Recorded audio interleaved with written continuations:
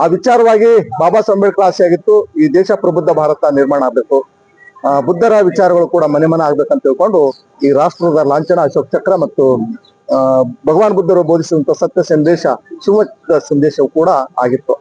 ಆ ವಿಚಾರವಾಗಿ ಇವತ್ತು ನಾಡಿನಲ್ಲಿ ಶಾಂತಿ ಮೈತ್ರಿ ಬೆಳೀತಾ ಇದೆ. ಆ ಒಂದು ವಿಚಾರವಾಗಿ ಗುಲ್ಬರ್ಗದಲ್ಲಿ ಬೌದ್ಧ ಸಮ್ಮೇಳನವನ್ನು ಆಯೋಜನೆ ಮಾಡಿದೆ. ಕಾರಣ ಬುದ್ಧಗಯಾ ಮಹಾವಿಹಾರ ಮುಖ್ಯ ಆಂದೋಲನಕ್ಕಾಗಿ. ಕಾರಣ ಅಲ್ಲಿರ್ತಕ್ಕಂಥ ಸಮಸ್ಯೆ, ಬೌದ್ಧರಿಗೆ ಬೌದ್ಧ ವಿಹಾರ ಒಪ್ಪಿಸ್ಬೇಕು, ಯಾವ ರೀತಿ ಮುಸ್ಲಿಮರಿಗೆ ಮುಸ್ಲಿಮರಾದ ತಮ್ಮದೇ ಮಂದಿರ ಮತ್ತಿದೆಯೋ, ಕ್ರೈಸ್ತರಿಗಿದೆಯೋ, ಸಿಖ್ಖರಿದೆಯೋ ಅದರಂತೆ ಬೌದ್ಧರಿಗೆ ಸಂಪೂರ್ಣವಾಗಿ ಅದನ್ನ ಒಪ್ಪಿಸ್ಬೇಕಂತ ಒಂದು ಹೋರಾಟ ನಮ್ಮ ಪೂಜ್ಯ ಬಂತೇಜಿ ವಿನಾಚಾರ್ಯ ಅವರು ಇವತ್ತು ಕೈಯಲ್ಲಿ ಹಿಡಿದಿದ್ದಾರೆ. ದೇಶದ ಮಾಧ್ಯಮವಾಗಿ ಇವತ್ತು ಮುಂದೆ ಬಂದಿದ್ದಾರೆ. ಆ ನಿಮಿತ್ತವಾಗಿ ಗುಲ್ಬರ್ಗ ಜಿಲ್ಲೆ ಕೂಡ ಒಂದು ಕಾರ್ಯಕ್ರಮ ಮಾಡುವ ಒಂದು ವಿಚಾರವಾಗಿ ಬೌದ್ಧ ಸಮ್ಮೇಳನ ಆಚರಣಾ ಸಮಿತಿ ನೇತೃತ್ವದಲ್ಲಿ ಗುಲ್ಬರ್ಗ ಜಿಲ್ಲೆಯಲ್ಲಿ ದಿನಾಂಕ 25 ಅಕ್ಟೋಬರ್ ಇದೇ ತಿಂಗಳರಂದು ನಾವು ಹಮ್ಮಿಕೊಂಡಿದ್ದೇವೆ. ಉತ್ತರ ಕರ್ನಾಟಕ ನ್ಯೂಸ್, ಇದು ಕನ್ನಡದ ಉಸಿರು.